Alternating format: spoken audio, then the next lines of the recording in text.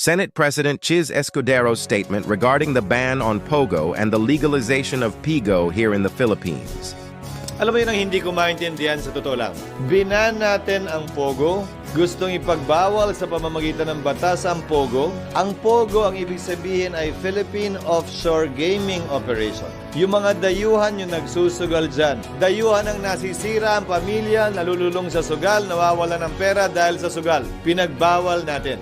Pero pinayagan natin yung PIGO, Philippine Inland Gaming Operations.